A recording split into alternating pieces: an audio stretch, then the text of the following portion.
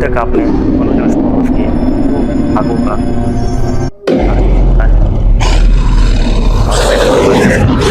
फिर वही बात अब मनोज और संतोष जब उस जंगल में बुरी तरीके से फंस चुके थे और जब वो खंडर से भागते और बहुत दूर तक भागते और जब उनकी सांस फूल जाती है और वो रुकते हैं तो अचानक से उनकी नजर वापस से उसी कार पर पड़ती है जिससे वो रामपुर अपने गांव के लिए निकले थे। वो कार आगे खड़ी रहती है और वो अपने आप को वापस से उसी खंडर की ओर पाते। अब तो मारे डर के इन लोगों की जान ही निकल गई थी। मनोज कहता है संतोष यार अब नहीं लगता कि हम लोग लौट पाएंगे, अब क्या होगा पता नहीं। हम लोगों ने आज बहुत बड़ी भूल कर दी और शायद ही हमारी जिंदगी की आखिरी रात और ये भूल सुधारने का हमें मौका भी न मिले। मनोज कहता है देख डर मत, जब तक सांस है तब तक सांस है, लड़ेंगे और हम जरूर गांव पहुंचेंगे। वापस से मनोज संतावना देता है और अपने दोस्त को हिम्मत बंधवाता है। अभी ये सोच ही रहे थे और खंडर से तरह तरह की आवाजें आ रही थी। अचानक से जो लोग इनको दिखे थे जो कि गाड़ी से उतर के खंडर की ओर चले थे, उनकी आत्माएं एक ज़ॉम्बी का रूप लेकर पूरे वो लोग इनके तरफ धीरे धीरे बढ़ते हैं और सारे लोग चाहते हैं कि इनको पकड़ के नोच खाएं। ये लोग वापस से पूरी जान लगाकर वहां से भागना शुरू करते हैं और पीछे जब भी वो देखते हैं तो उनको लगता है कि वो सारे लोग अब इनको पकड़ लेंगे। इनकी सांसें टूट रही थी। मनोज संतोष को देख रहा था। संतोष बोलता मनोज मैं अब नहीं भाग पाऊंगा, मेरी सांसें उखड़ गई। मनोज वापस से संतोष की हिम्मत देता है थोड़ी दूर और ऐसा करते करते वो लोग भागते हैं और पीछे से ज़ॉम्बी की जो आत्माएं थी, प्रेत आत्माएं इनके पीछे लगी रहती है और वो जब भी आगे देखते हैं तो हमेशा वो कार उनको आगे ही नजर आती और वो कार ऐसा प्रतीत होता है जैसे इन लोगों को आगे नहीं बढ़ना था। ना नेटवर्क था, ना मोबाइल काम कर रही थी, कुछ भी काम नहीं करता। अचानक संतोष को ठोकर लगती है और वो जंगल के अंदर गिर पड़ता है।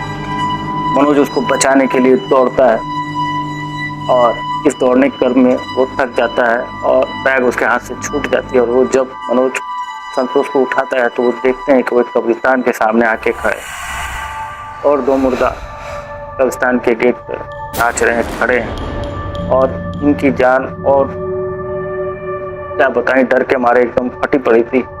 और अचानक से एक मुर्दा इन लोगों को पकड़ने के लिए दौड़ता है। एक तरफ से ज़ॉम्बी, एक तरफ से कब्रिस्तान के गेट के बाहर जो ये थे तो अंदर से कब्रों से मुर्दा निकल के इन लोगों की तरफ आने लगे। फिर वो लोग वहां से वापस उल्टी पांव भागते हैं और जब भागते हैं तो फिर से मुख्य सड़क पर ये लोग पहुंचते हैं। सड़क पर पहुंचने के बाद अब ये पूरी बुरी आत्माएं इनके पीछे लग गई। अचानक मनोज को याद आता है कि एक बार जब वो गांव में मंदिर पर बड़े बुजुर्गों के साथ बैठा हुआ था तो उनको बताया गया था कि अगर कभी आपको लगे कि बुरे साए जब आपके पीछे लग गए हों तो आपको हनुमान चालीसा का पाठ करना चाहिए। मनोज प्रभु श्री राम को याद करता है और हनुमान चालीसा का पाठ शुरू कर देता है क्योंकि अभी तक डर के मारे इन लोग का सेंस कुछ भी काम नहीं कर रहा था कि इन लोगों को क्या करना है और क्या नहीं करना। जब मनोज संतोष का हाथ पकड़ता है और थोड़ी हनुमान चालीसा शुरू करता है तो वो देखता है कि सब कुछ गायब हो चुका है और जैसे वो बंद करता है फिर सब कुछ नजर आने लगता है। मनोज को यही उपाय लगता है कि जब तक मैं हनुमान चालीसा पढ़ता रहूंगा श्री राम हनुमान जी हमारी प्राणों की रक्षा करते रहेंगे।